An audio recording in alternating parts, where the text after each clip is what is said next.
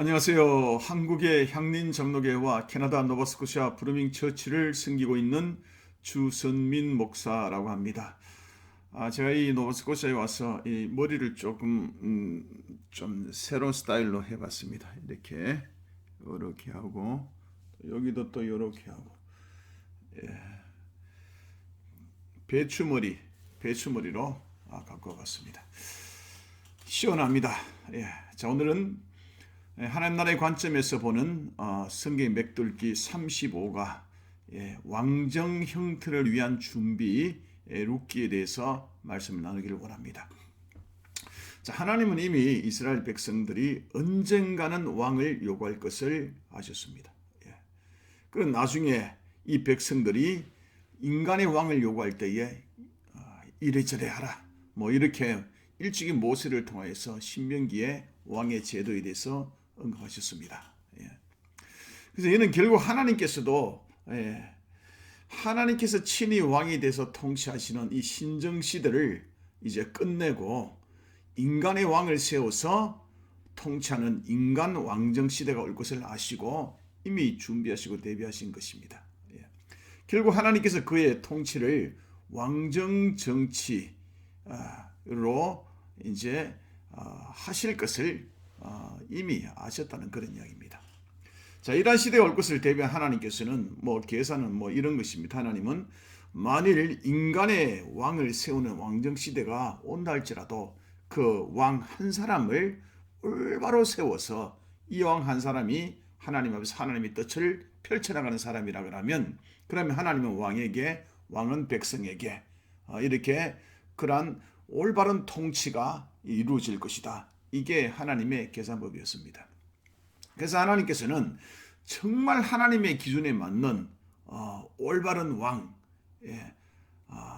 올바른 왕을 준비할 필요가 있다는 이야기죠. 그 왕이 바로 미래에 나타날 다윗 왕입니다. 자, 하나님께서는 이 다윗 왕을 하나님 마음이 합한 사람이다라고 불릴 만큼 흡족하게 하나님을 기쁘게 들은 이 왕이었는데요. 앞으로 이제 왕정 시대를 공부 쭉 하다 보면 이스라엘의 수많은 왕들이 등극하여서 이 왕에 대한 평가를 할 때에 항상 다윗 왕이 기준이 됩니다. 이 왕은 다윗 왕에 비해서 이랬다 저랬다. 저 왕은 다윗 왕에 비해서 이랬다 저랬다. 이렇게 이제 평가합니다. 그만큼 다윗 왕은 하나님께서 인정하시는 가장 스탠다드 왕이다. 이렇게 보시면 되는 것입니다. 자, 오늘 살펴볼 말씀은 룻기입니다. 자, 룻기의 이 시대적 배경은 영적으로 정말 깜깜한 어두운 사사시대다라는 것을 우리가 먼저 알 필요가 있고요.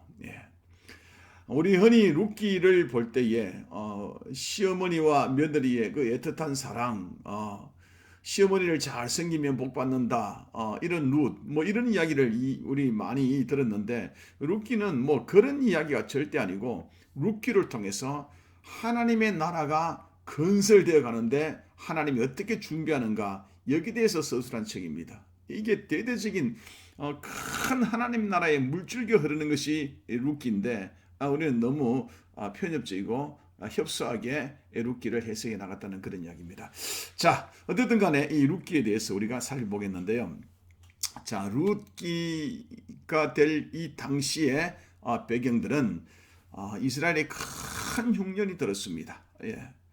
그 중에 한 가정이 나오는데 이 한 가정에서 너무너무 먹고 살기 힘들고 고통스러워서 드디어 이민을 가기로 그렇게 결정합니다. 그래서 이스라엘에서 모압이라는 나라로 이민을 갑니다. 이민 간 식구는 이 남편과 자기 아내 그리고 두 아들을 데리고 네 식구가 이민을 갑니다. 그 이민 간 모압 땅에서 곧 이 가장은 죽습니다. 그리고 이 두 아들은요 결혼을 했는데 이 두 아들도 급사를 해버립니다. 그래서 결국에는 이 시어머니 나오미 그리고 두 며느리 오르바와 룻만 남았습니다. 시어머니 나오미는 드디어 이제 결정을 합니다. 나는 이제 우리나라로 돌아가야 되겠다. 이렇게 결정하고 두 며느리를 부릅니다. 며느리야, 너희들도 각자 너희 친정으로 가거라. 나는 우리 집에 갈란다. 우리나라에 갈란다. 그랬더니 이 며느리는 얼마나 착한지 어머니 절대 우리 그럴 수 없습니다. 그랬습니다. 그래서 이 시어머니 나오미는 더 강력하게 이 두 며느리에게 자기 집으로 친정으로 돌아가라고 그렇게 말합니다. 그러자 오르바라는 그러한 며느리는 자기 집으로 돌아가는데 룻이란 이 며느리는 절대로 돌아가지 않습니다. 절대로 돌아가지 않고 나는 어머니와 함께 할 것이고 나는 죽어도 어머니와 함께하고 살아도 어머니와 함께 할 것이다. 그래서 결국 나오미는 룻을 데리고 이스라엘 나라로 돌아옵니다. 돌아와서 나중에 그곳에서 보아스라는 사람하고 결혼을 하고 재혼을 하고 아이를 낳는데 그 아이 이름이 오벳이고 또 오벳은 이새를 낳고 이새는 바로 다윗을 낳았더라. 다윗 왕을 낳았더라. 하나님이 준비하시는 가장 훌륭한 왕, 스탠더드 왕 다윗을 낳았더라. 그래서 이 룻이라는 이 여인이 다윗의 정조 할머니가 4대 할머니가 되는 것입니다. 자, 이러한 룻기 스토리 가운데 우리가 몇 가지 교훈을 나누기를 원합니다. 자, 첫 번째 우리가 살펴볼 것은 룻의 형편입니다. 룻은 모압 여인이랍니다. 모압이라고 하면 이스라엘의 주변 국가 중에서 가장 우상 숭배를 많이 하고 하나님께서 가장 혐오하는 나라 중에 한 나라입니다. 그래서 이제 하나님께 신명기 23장 3절을 통해서 모압 사람은 결코 여호와의 총회에 들어오지 못한다. 그만큼 하나님은 이 모압을 싫어했다는 이야기죠.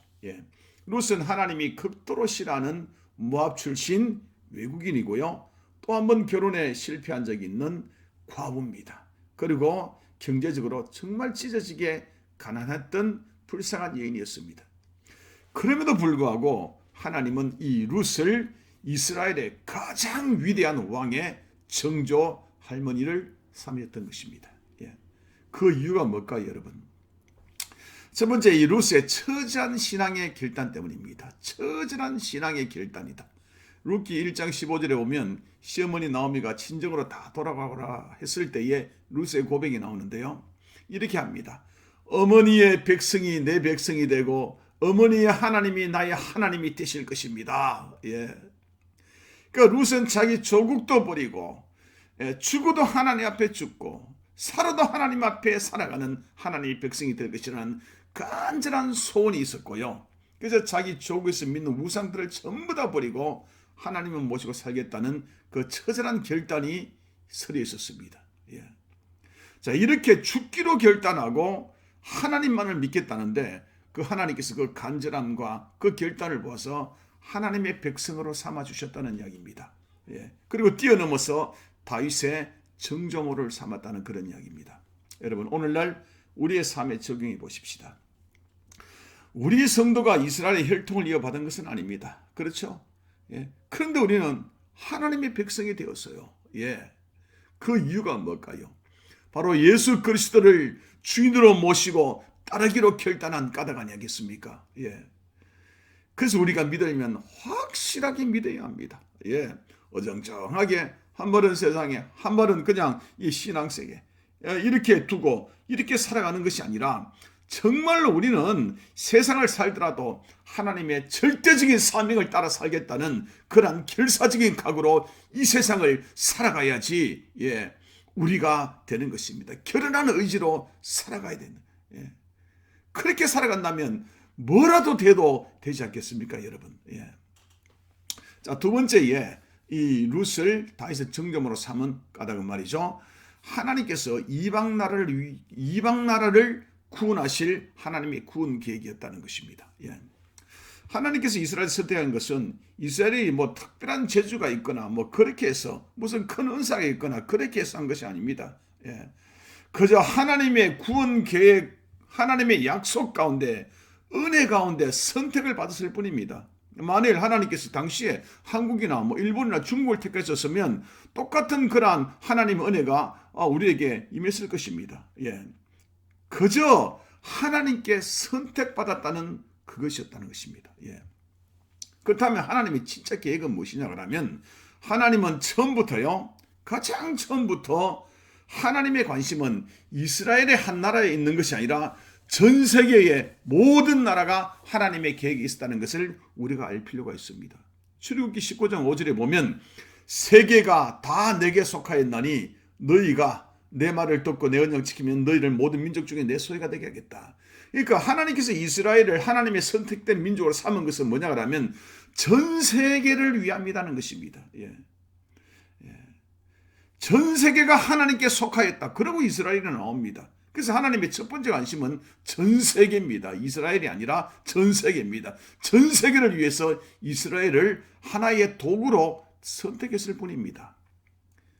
자, 룻기에서 외국인 이방인 룻기에서 외국인 이방인 룻을 다윗의 정점으로 삼은 까닭은 바로 이것입니다. 온 세계가 비록 룻은 이방인이고 모압인이지만은 그러나 온 세계가 바로 하나님의 나라가 되라는 하나님의 의지가 들어있다는 것입니다. 한번 적용해 볼까요? 우리에게 오늘날 우리 성도가 뭐가 잘나서 뭐 된 것이 아닙니다. 모두가 다 주님의 은혜인 줄 믿습니다. 아멘. 내가 나 된 것은 주님의 은혜인 줄 알고 우리가 살아가야 합니다. 혹 우리 성도들 중에 자꾸 무너지고 실패하고 자책하는 그런 성도들이 혹시나 있습니까? 여러분 그럴 필요 없습니다. 이렇게 실패하고 연약한 난 줄 알면서도 주님은 이미 우리를 다 알면서도 구원해 주신 그 은혜가 있다는 것입니다. 그래서 우리는 이런 주님의 은혜를 생각하며 나가면 되는 것입니다. 그리고 모든 성도들은 오늘날 지금까지 이 모양으로 만이라도 살게 하시는 것은 다 주님의 은혜인 줄 알고 이 세상 다른 사람에게 예수 복음을 전하는 것이 우리의 소명인 줄 믿습니다. 자, 마지막으로 하나님께서 룻을 다윗의 정점으로 삼은 까닭은 뭐냐 하면 아무리 어두운 미래 가운데서도 하나님은 항상 미래를 준비하신다는 것입니다. 자, 룻의 이야기는 사사시대의 가장 어려운 시대, 기도원 시대다. 이렇게 많은 학자들이 이야기를 합니다. 가장 어둡고 칙칙한 힘든 시대에 하나님은 다윗의 정점으로 룻을 준비한 것입니다. 여러분 적용해 보십시다. 성도들 여러분 힘들죠? 이 시대에 힘들지 않는 사람이 됐습니까? 경제가 힘들고 살아가기가 버겁고 자녀가 힘들고 건강이 힘들고 참 수많은 것이 나를 누르고 내게 고통을 주는 것들이 너무너무 많습니다. 하나님께 아무리 기도해도 대답 없는 메아리여 정말로 답답하고 벽 보고 기도한 것 같은 그런 느낌이 들 때도 얼마나 많습니까? 그렇다고 우리는 최소한 주님이 안 계신다고 그렇게 하면 안 되는 것입니다. 주님은 보이지 않지만은 아마 이 답답한 우리의 현실 가운데 상황 가운데 나를 위한 깜짝 놀랄 서프라이즈를 준비하고 계신다는 그런 이야기입니다. 세상에 어찌 이렇게 하찮고 과부되어서 재혼한 이방인 여인 룻을 통해서 이스라엘의 가장 위대한 왕 다윗을 태어날 만큼 깜짝 서프라이즈를 준비하신 분이 하나님 아니십니까? 하나님은요 오늘날도 동일하시는 분이십니다. 이분이 하나님이 나를 위한 깜짝 놀랄 서프라이즈 선물을 준비하시고 계심을 소망 삼고 우리가 이겨나가야 하겠습니다. 하나님 백성인 사명을 우리는 잊지 말고 어떤 상황 가운데서도 내가 하나님 백성으로 인격적으로 성숙되면서 이 세상에 예수를 전파하면서 하나님을 소망하며 살아가는 우리 모두가 되기를 예수님 이름으로 축원합니다. 이 시간에 기도할게요. 하나님 감사합니다.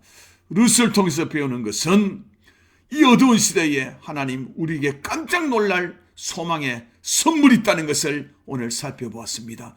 이제 현실되게 하여 주옵소서. 예수님 이름으로 기도드렸습니다. 아멘.